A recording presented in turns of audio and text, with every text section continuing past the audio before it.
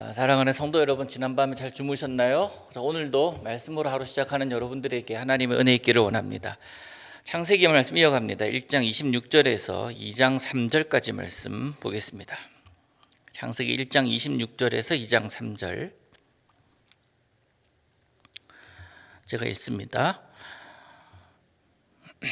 하나님이 이르시되 우리의 형상을 따라 우리의 모양대로 우리가 사람을 만들고 그들로 바다의 물고기와 하늘의 새와 가축과 온 땅과 땅에 기는 모든 것을 다스리게 하자 하시고, 하나님이 자기 형상 곧 하나님의 형상대로 사람을 창조하시되 남자와 여자를 창조하시고, 하나님이 그들에게 복을 주시며 하나님이 그들에게 이르시되 생육하고 번성하여 땅에 충만하라.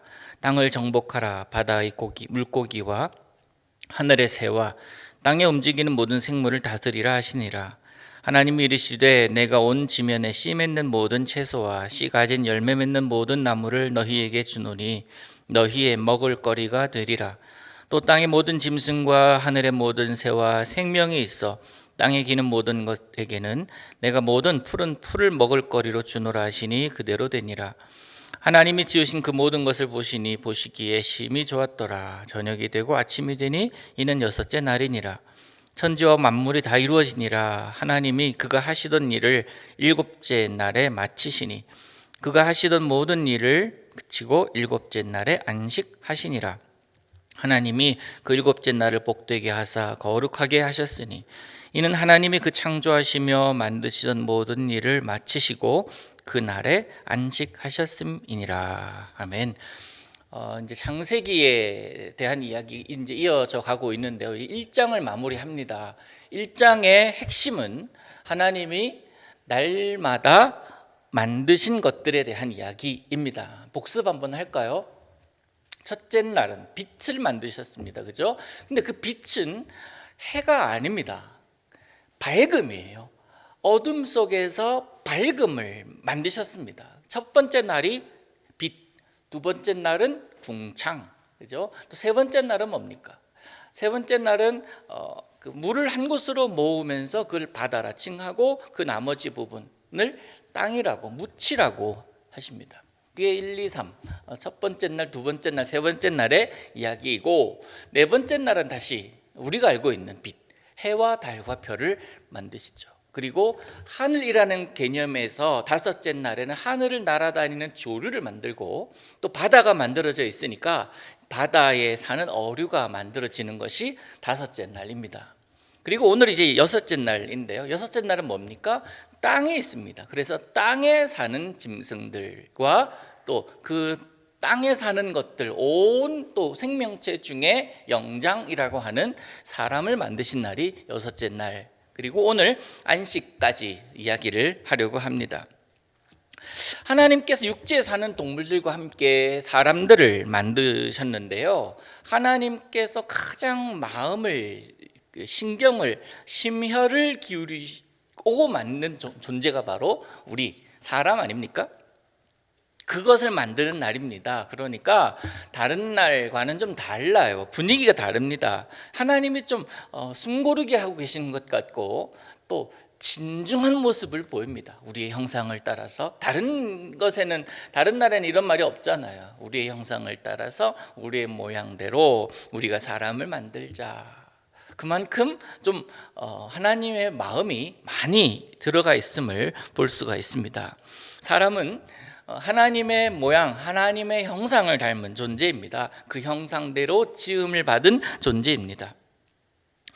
게다가 우리는 하나님의 품성 또한 하나님의 성품을 가지고 하나님의 뜻과 목적을 드러내기 위해서 지어진 존재입니다. 그래서 여러분 한 사람 한 사람은요, 아무렇게나 지어진 존재가 아님을 여러분 기억하셔야 됩니다.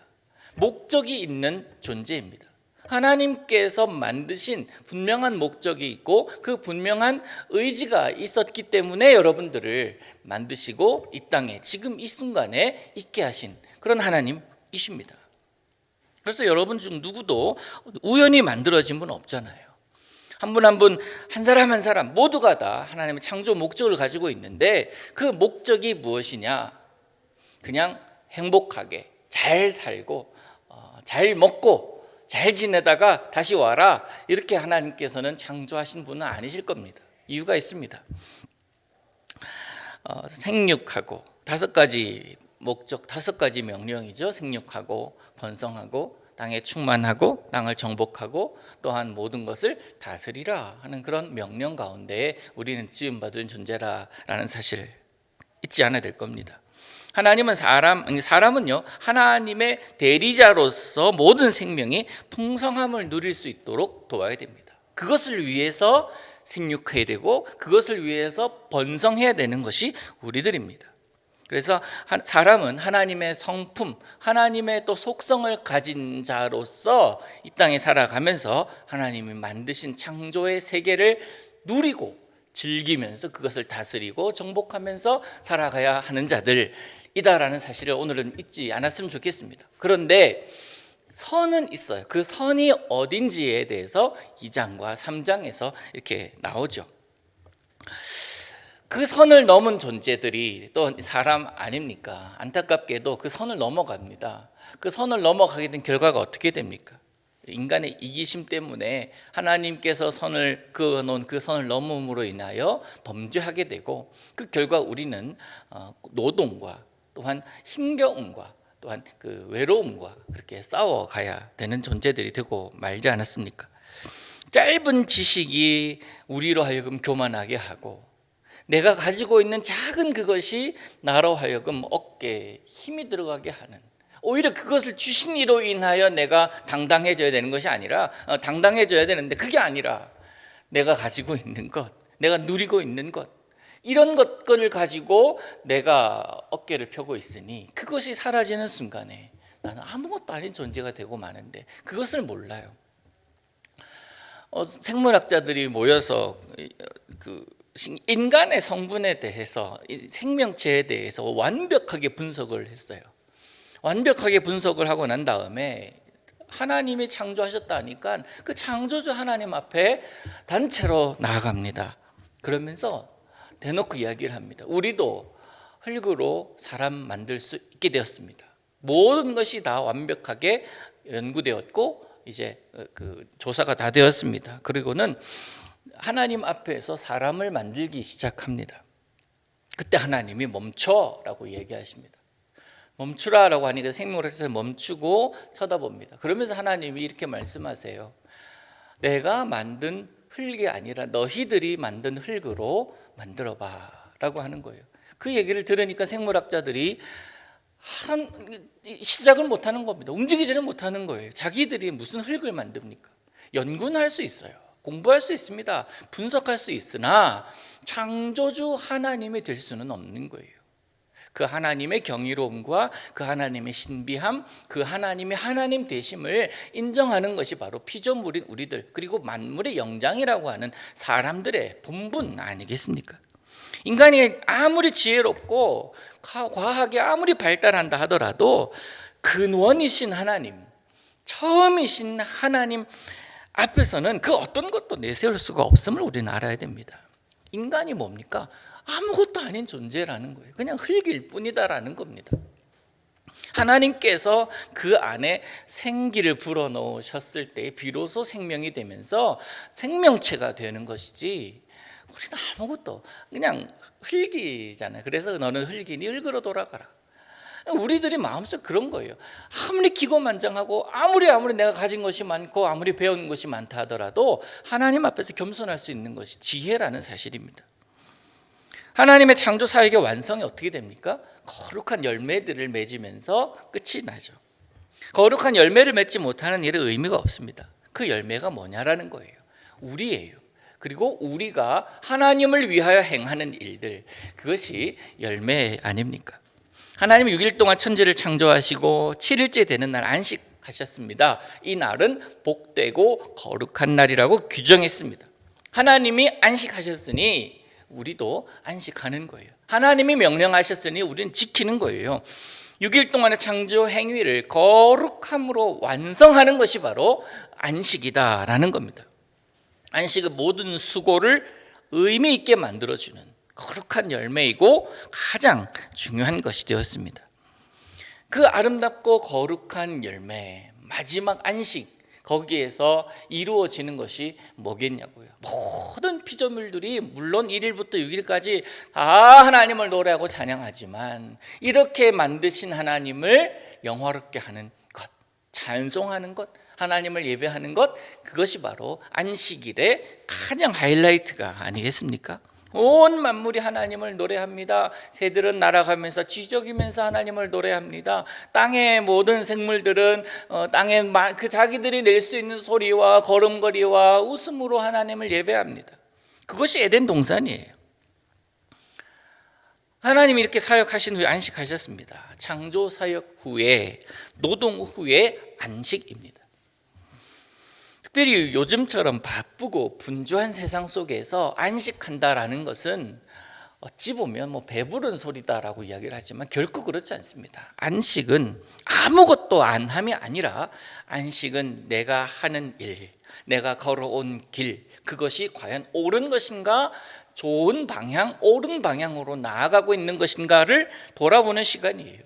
피조물로서 내가 하나님께 제대로 예배드리고 있나, 제대로 하나님의 만드신 바의 그 목적에 따라서 살아가고 있나, 그것을 점검하는 시간이라는 겁니다. 그래서 안식이 단순히 아무것도 안 함이 아니라 튜닝하는 시간, 방향 설정하는 시간이다라고 이야기할 수가 있습니다. 처음에는 잘 나갈 수 있습니다. 처음에는 옳게 나갈 수 있습니다. 그러나 가다 보면 방향이 잘못 갈 수 있거든요. 그때마다 내가 걸어온 방향을 돌아보면서 잘 가고 있는지를 점검하는 것, 그게 안식하는 이유입니다. 사람이 그러세요. 사람도 그렇지 않아요. 처음에는 다 좋을 수 있습니다. 다 좋아 보여요. 처음에는 그렇습니다. 그러나 참 좋은 사람은 어떤 사람이냐고요. 참 좋은 사람은 끝이 좋은 사람 아닙니까? 끝이 좋으면 어떻게 보면은 그와 헤어지는 게 아쉬워서 계속 내 마음속에 여운이 남습니다. 자꾸 생각이 나잖아요. 그리워지잖아요. 7째 날에 하나님은 안식함으로써 그 끝을 아름답게 하셨습니다. 이것이 한 텀의 완성이죠. 거룩한 완성이에요. 아름답고 가장 거룩한 날입니다. 그 날을 하나님은 소중히 여기시면서 하나님의 백성들이, 그 이스라엘 백성들 마찬가지로 광야를 걸어갈 때에도 그 어려운 상황, 힘든 상황 가운데에서도 그들로 하여금 안식일을 기억하여서 거룩하게 지키라라고 명령하셨습니다.